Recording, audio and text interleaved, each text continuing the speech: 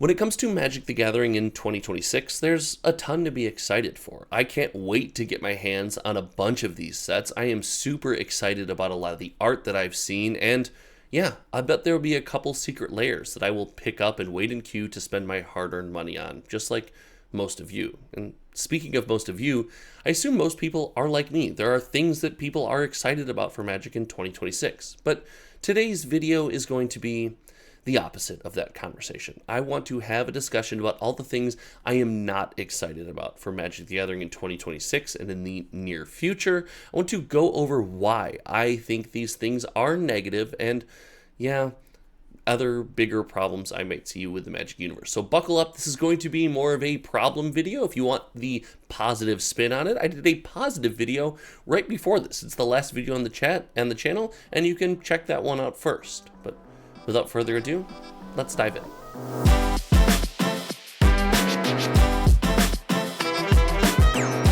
I know that the last thing you're supposed to do is tell someone at the start of your video, go watch a different video, click away from this one, but it just feels wrong. For people who aren't regulars on the channel, you might think that I'm overwhelmingly negative on Magic, and in fact, I'm quite the opposite. I love Magic the Gathering. I always try to find the beauty and the fun in each of these releases to sink my teeth into. But in 2026, I would be remiss in not being honest with all of you if I didn't talk about some of the negatives. And I think the negative conversation has to start with the Universes Beyond chat. For those who don't know, I have said I wouldn't put Universes Beyond in Magic. It's not my thing, but I understand why it's there, and I accept it. It doesn't ruin the magic that is Magic for me. I have to have this conversation every time I talk to Universes Beyond. Maybe one day I'll be well known enough where I don't have to say that, but for now, here it is. It's my little cigarette carton disclaimer right on the front of this conversation. When it comes to Universes Beyond, there was a time in Magic's history where Universes Beyond was pitched as, well, essentially a for fun and essentially commander product. The idea that Universes Beyond was going to make its way into what I call core 60-card Magic the Gathering was something that was told to us would not happen. Now, I think the more savvy long-term fans realized, yeah, if this goes well, it's going to get into the rest of Magic the Gathering. But still, it made a bit of sense. And not to say that Commander fans don't love the beauty that is Magic the Gathering. That is not the claim I'm making at all. But when you have more of a sandboxy, for fun format where conversations can be had about what you want to play against and don't want to play against, it does seem like the perfect place to drop in an idea like Universes Beyond. Now, that doesn't say that that community would not have had an uproar, people would not have liked it. Of course, there would have been people still against Universes Beyond, but at least it fit a bit more. It allowed Universes Beyond to be somewhere where you could, theoretically with your play group, have a discussion about avoiding it, as well as kept the core of Magic the Gathering, things like the standard sets, the regular release cycle, as much as the Pro Tour is not core to a lot of fans, to me and to the history of Magic, it is core in competitive play and modern nights and game nights and things like that. It kept it, sanitary is the wrong word, but it kept the magic. Then we stretched that line a bit when we put Universes Beyond in modern, straight to modern, with something like Lord of the Rings. This straight to modern set was like, hey, Universes Beyond is going to be a bigger part of Magic, and it was a wild, unbridled, unrivaled success. It was insane. That set sold so many boxes in Universes Beyond, and the major sets continue to do so to this day. But seeing at this point the idea of Magic the Gathering both achieving what I think is the most important thing, and that is a release cycle where you're not releasing straight to Commander products, straight to Master products, heck, straight to Pioneer products, and straight to Standard products. No, Magic sets are releasing to Standard and flowing through a regular development life cycle, which is what has always made Magic sets so great for so long and so beautiful. To see them achieve that and then also make the decision to make over 50% of those sets Universes Beyond is something that, well, frankly, I'm not a fan of. I love the idea of getting hyped about a Magic set coming across a new mechanic, a new way to play, and that will all still be there.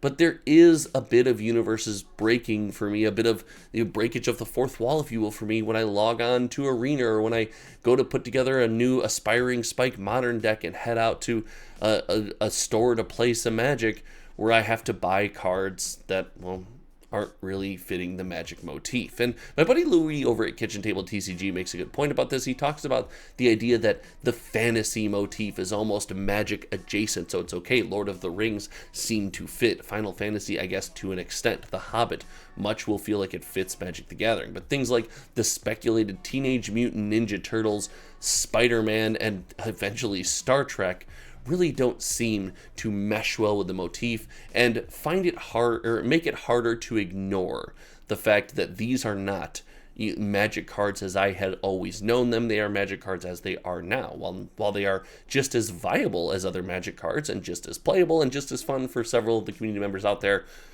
it does put a bit of a damper on it for me. It also puts a bit of a damper on the collecting. And look, I've gotten involved in some Universes Beyond collecting. I've showed off some Final Fantasy collections that I've done on the channel. I've talked to everyone about how I want to have the collector set from Spider-Man, the flip face, the comic book cover cards. I think that is a cool set, those 3 cards to own. I do think Universes Beyond collecting is a real thing. But I have been on a kick of collecting random Magic the Gathering sets, including just cards from my past, Chrome Moxes from the original release. I believe it was in Mirrodin. I've been on a kick of collecting foils of all the old commons and cantrips and stone rains and things that I used to play, just because it's fun, it's cool, it makes me feel connected to Magic the Gathering. And this year looks like collectability between Secret Lair and 50% of the drops being Universes Beyond is going to be based really strongly around Universes Beyond. And for me, that is nice every once in a while. It's cool, sprinkles on the donut, if you will. But collecting Magic this year doesn't have me as excited as I want it to be. I'm not as excited as I want it to be. Lorwyn, the Lorwyn set coming out right away with the dual-faced Shocklands representing the light of Lorwyn and the dark of Shadowmoor. And like, it's a beautiful dichotomy of lands. It's a wonderful cycle, and I'm so excited to collect them. And then past that, I start to look into the future and think, well, there's 2 more sets where I can really sink my teeth into scratching that itch at least. And that's not to say that, again, I won't collect other Universes Beyond things. It's just different. It just doesn't scratch the same itch, and maybe, just maybe, this is the year I have to go harder and heavier into collecting vintage Magic the Gathering to really satisfy that nature. And I would be remiss if I didn't mention Secret Lair. We got some Secret Lair reveals from the upcoming Super Drop, and it's an overwhelming amount of Universes Beyond. And while that has become more normal in Secret Lair, I am also used to the standard Secret Lairs, the regular Secret Lairs, the Artist Series and stuff being a more prominent form of the showcase. And maybe it's just because it's too early and it's my emotions riding high, but I feel like those are just vastly overshadowed by Furby and Dwight Schrute and Iron Maiden. None of them, those things in a bubble, are bad things, so except maybe Furby, but that's not for this video to discuss. I really do think that the overshadowing of the regular, what we call old school or traditional Magic the Gathering, is prominent, it's evident, and it's more and more relevant as we enter 2026. Now, the release cadence, the release cycle, is something that has bugged me for some time. I will give Wizards of the Coast credit. When they cut back to 6 sets last year, everyone talked about, oh, that's so many sets. It was actually pulling back when you consider all sets and then small commander releases and subsets and things like that. Not Secret Lairs, but standard sets, commander releases. What it was more sets of, it was more sets of standard. And while I know standard is a dead format, we're not allowed to use anything to compare it to, I like standard. I really do. I liked the idea of lengthening rotation just because it made it more accessible. It made it less exciting for me, but it made it more accessible to other people, so more people could hopefully enjoy the format that I like. The idea of being forced to play with the new cards that come out and experience them and try things and not just play the same cards over and over and over and over again is really exciting. So for those reasons, I really enjoy standard. I don't know if 7 standard sets in a year is the best thing. I'm a bit put off by that. I was a bit put off by 6 standard sets. I liked that it was less technical product. I didn't like that it was more standard sets, and if you're going to make Magic product the way it should be made, like I talked about with everything flowing through standard, it's really rough to make that many sets a year. You know, straight to Commander sets almost become a must. And the idea that they have announced that remastered sets are gone for now, for good. And I believe this was essentially leaked on Blogatog, Mark Rosewater's blog, saying, hey, we're putting remastered sets on the shelf right now. I'm not the biggest fan of this, and this is going to be the most controversial take of this video. I think there's a right way to do remastered sets. I think remastered sets can be really exciting, really fun, really pull people in, but they can't be the tentpole core of your year every year, year after year. The biggest news in Magic the Gathering can't always be reprints. It has to be new cards, and it has to be exciting design and exploring fresh spaces. For this reason, I like remastered sets.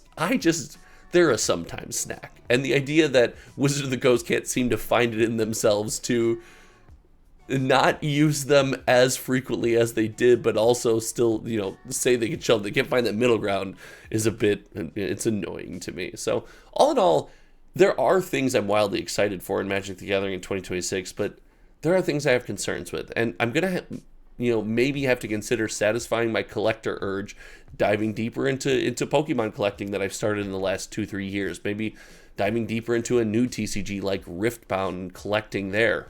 There are options. I might see what I can do, or vintage Magic the Gathering. Let me know in the comment section below if you think vintage Magic is the way to go. I've always dreamed of having a beta set, but there's Power 9 in that, and I'm just a guy in his basement. I'm not a store. I cannot justify buying Power 9. So thank you so much for hanging out.